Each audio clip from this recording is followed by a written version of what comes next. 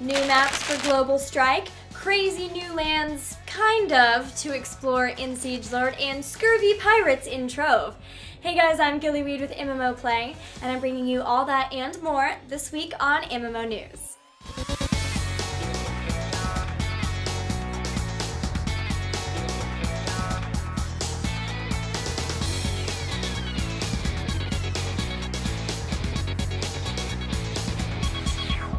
The explosion of the MOBA genre has been remarkable. It seems that every game company has been racing to put their own game on the market. One would think that this would oversaturate the market, leaving little room for growth. However, analysts at EDAR say different, as they expect MOBA success to continue to grow throughout 2015 and beyond. Research done by EDAR shows that MOBA revenue hit $406 million in North America in 2014. For 2015, they expect that revenue to jump an amazing 23% to $501 million. The two biggest MOBA names, League of Legends and Dota 2, are responsible for much of that success, but the top 10 games overall account for a full 62% of revenue. As for what the players spend their money on, the EDAR report states that generally the largest driver of revenue within the MOBA titles is avatar cosmetics. The next largest revenue drivers were hero or champion unlocks, which are a somewhat divisive issue in the genre. EDAR published some other cool statistics about MOBA players as well, so if you're interested, be sure to check out the article on our website. Enter a twisted lair of death. The Global Strike Twilight Castle is now open for brave shooters looking to snipe targets in dark alleys or lurk in the shadows waiting for the right opportunity to assassinate. Ambush is the name of the game in Twilight Castle, with its maze-like design of corridors, corners, and buildings that allow for surprise attacks. The new update also opens the Abandoned Factory class map, carrying over the key features of the popular CS map Inferno, but with inspired alterations.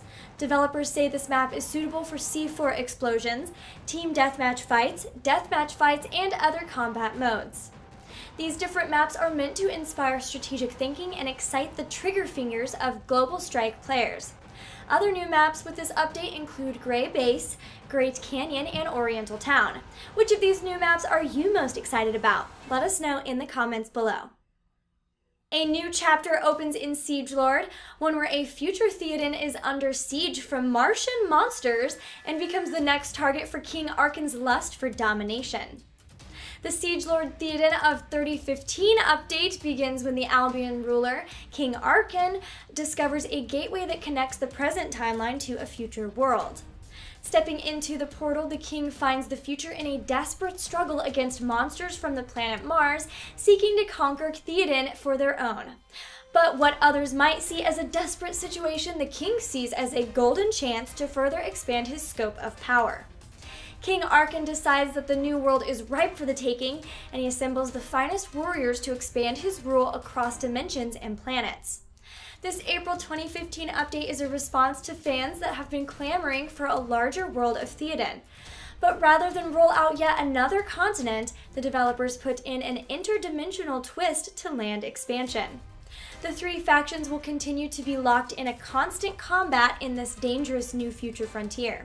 But fans of the browser MMO can expect a shiny new storyline to set up the backdrop as the three factions race to become the new world's undisputed galaxy lords. Head into the future in Siegelord, but don't forget to send us a postcard.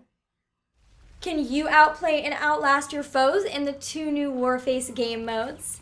In Domination mode, the goal is to hold down 3 different positions on the map while repelling the enemy team's attempts to claim the positions for their own.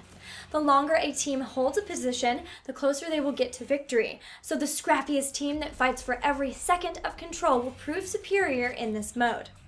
For the debut of Domination mode, players will compete on the newly launched Sub-Zero versus map set in the icy mountains of Siberia. Meanwhile, the Marathon Survival mode will test the tenacity of teams. The mode brings together the 3 original maps from the Siberia setting and asks teams to tackle the Operation Cold Peak co-op campaign as one continuous level. This is no joke, as even MMO veterans find it difficult as is to complete the 3 individual acts of Spearhead, Ambush, and Zenith.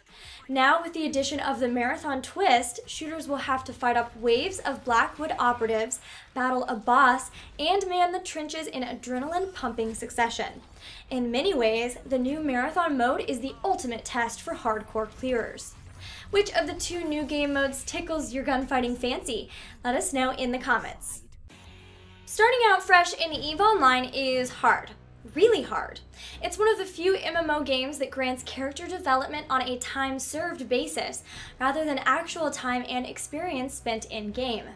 A progression system like this really rewards the hardcore. Provided you log in regularly and schedule your training, you could really get yourself ahead of the pack. However, 12 years in, new players have no chance. With over a decade of its complex community-built political system, trillion-plex poverty gaps, and aforementioned 12-year technological advances of older players, the MMO has accidentally become pretty hostile towards newbies. A new leaked photo sourced to GCD News suggests that CCP may be developing a solution in the form of an EVE Online Fresh Start server. The Renaissance project will allow players to reset the Great Space Race and put aside any time-earned adversity in a brand new server. Already rebranded the Care Bear server and shrugged off as a potential April Fool's joke, many MMO fans are refusing to take the photograph seriously.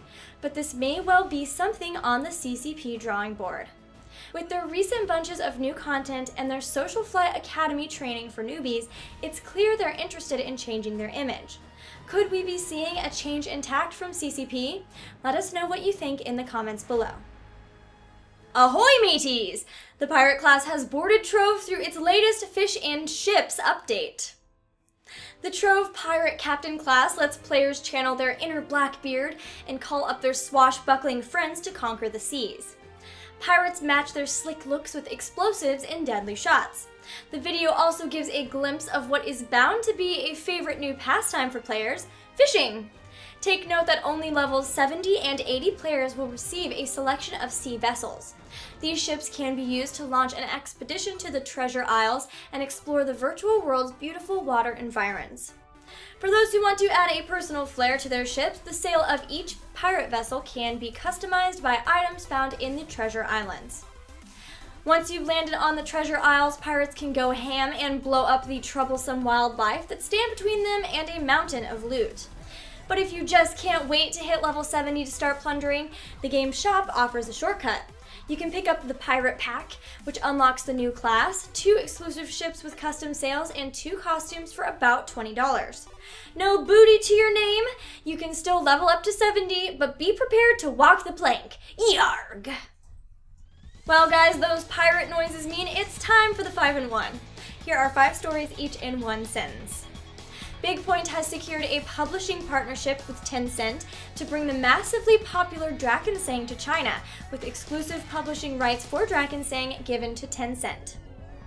A new Nosgoth map called the Crucible launched this week, combining snow-capped mountains with angry rivers of lava. After a successful beta run, Cryptic has announced that the official Neverwinter Xbox One launch is now live, but you'll need an Xbox Live Gold membership to play it. Holiday events are a staple to MMOs, and right now you can celebrate the Guns N' Robots Easter event until April 14th, and the Defiance Armistice celebration through April 20th.